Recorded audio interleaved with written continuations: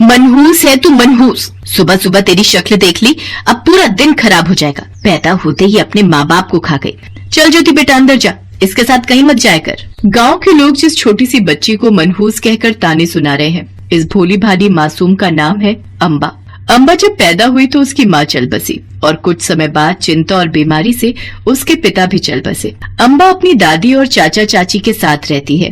अम्बा की दादी शुरू से उसे माँ दुर्गा के बारे में बताती आई है। जब कभी अम्बा दुखी होती है, उसकी दादी उसे माँ दुर्गा का ध्यान करने के लिए कहती हैं। दादी, सब मुझे मनहूस कहकर बुलाते हैं। गांव के सब लोग मुझे इसी नाम से चिढ़ाते हैं। ना मेरी बच्ची, तू किसी की बात का बुरा मत माना कर।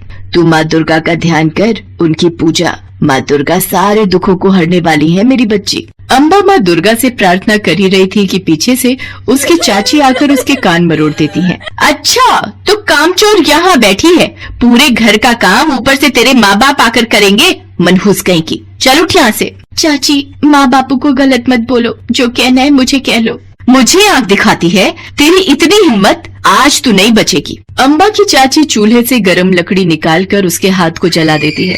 अम्बा दर्द से चिल्ला पड़ती है। तभी अम्बा के चाचा और बेटी प्रज्ञा भी वहाँ आ जाते हैं। अरे तू पागल हो गई है क्या? छोड़, अम्बा को मार डालेगी क्या? रुको, आज मैं यहाँ से चली ही जाती हूँ। रहो तुम अपनी भतीजे के साथ। नहीं चाची, तुम घर छोड़कर मत जाओ। चाचा, मैं ठीक हूँ, मुझे कुछ नहीं हुआ। अम्बा अपनी चाची को जाने से रोक लेती है, क्योंकि वो जानती थी अगर चाची और प्रज्ञा चले गए तो उसके चाचा को कौन संभालेगा। अम्बा पूरी रात अपनी दादी की गोदी में सिर रखकर रोती रही। ऐसे ही दिन, महीने और साल बीत गए। अम्बा बड़ी हुई तो उसके चाचा ने उसकी शादी के बारे में सोचा। सरला, मैं सोच रहा था अब अम्बा की शादी कर देते हैं। भाभी के गहने तुमने संभाल कर रखे हुए हैं ना? पहले लड़का तो मिलने दो।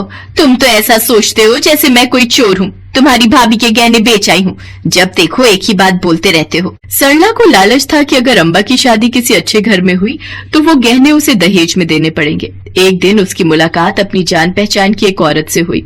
उसने उसे एक रिश्ता बताया। बात तो तू सही कह रही है, तू एक काम कर, तू ये रिश्ता पक्का कर दे। सरला, तू पागल हो गई है। तुझे पता भी है शारदा जी का बेटा दिमागी तौर पर ठीक नहीं है, तू फिर भी चाहती है कि अम्बा की शादी उससे हो जाए। जानते भी हो कितने अच्छे खानदान की है शारदा जी।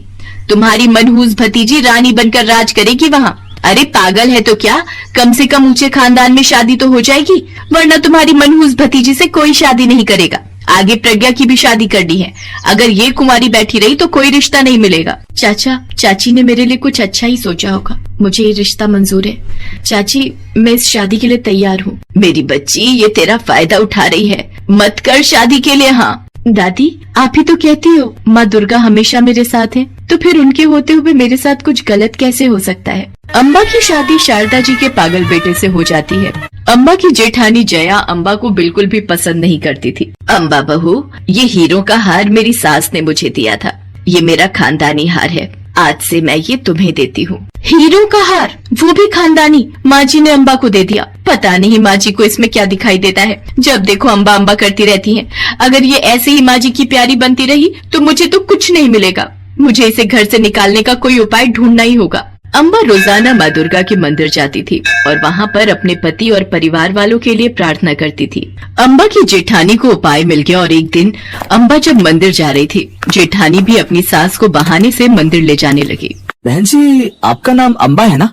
आपके चाचा जी वहाँ पहाड़ी के पास बैठे हैं, वो आपसे मिलने आ रहे थे। रास्ते में उनकी तबीयत खराब हो गई, उन्होंने मुझे आपको बुलाने के लिए भेजा है।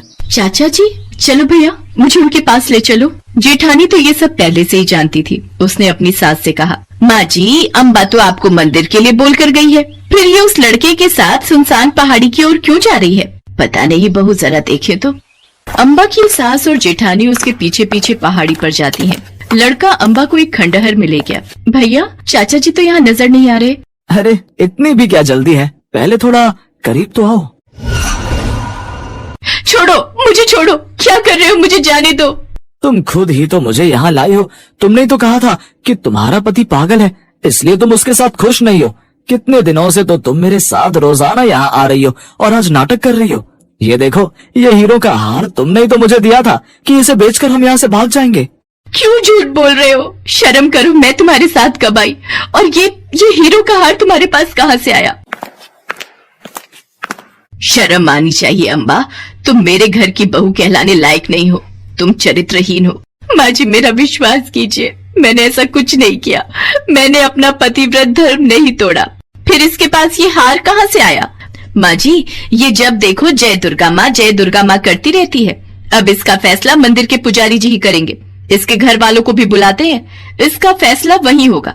अम्बा सास और जेठानी के साथ माँ दुर्गा के मंदिर में जाती है। सब गांव वाले इकट्ठे हो जाते हैं। अम्बा के चाचा चाची और दादी भी वहां पहुंचते हैं। मेरा विश्वास करो चाची, मैं बिल्कुल गलत नहीं हूँ। मैंने कोई गलती नहीं की। मैं दुर्गा माँ की कसम खाकर कहती हूँ मैंने कोई पाप नहीं किया। ये लड़का झूठ बोल रहा है। हे दुर्गा माँ, आप तो जानती हो मैंने कोई पाप नहीं किया। बचपन से लेकर आज तक सब मुझे मनहूस कहते रहे, मुझे कोसते रहे, पर मैंने चू तक नहीं की, क्योंकि मैं जानती हूँ आप मेरे साथ हो। यदि मैंने सच्चे मन से सदैव आपका नाम लिया है तो मेरी रक्षा करो माँ, मेरी रक्षा करो। अम्बा फूट फूट कर रोने लगती है। उसके आंसू लगातार बहते जा रहे थे। अचानक मंदिर की घंटियां बजने लगती है। सब गांव वाले देखते हैं माँ दुर्गा की आंखों से आंसू बह रहे थे और वो आंसू बहते बहते देखते ही देखते पूरे मंदिर में बाढ़ आ जाती है। पानी गांव को अपनी चपेट में लेने लगता है। लगता है हमसे कोई भूल हुई है। हमने माँ दुर्गा का मन दुखाया है, तभी आज माँ दुर्गा की आंखों में आंसू हैं। अब उनके क्रोध से हमें कौन बचाएगा? मुझे माफ कर दो, मैं डूब रहा हूँ। मैंने तुम्हारी जेठानी के कहने पर ही ये सब किया था। उन्होंने ही मुझे ये हीरो का हार दिया था और कहा था कि ये सब करो, मुझे बचा लो, मैं डूब जाऊंगा। हमने एक बेकसूर पर झूठा इल्जाम लगाया।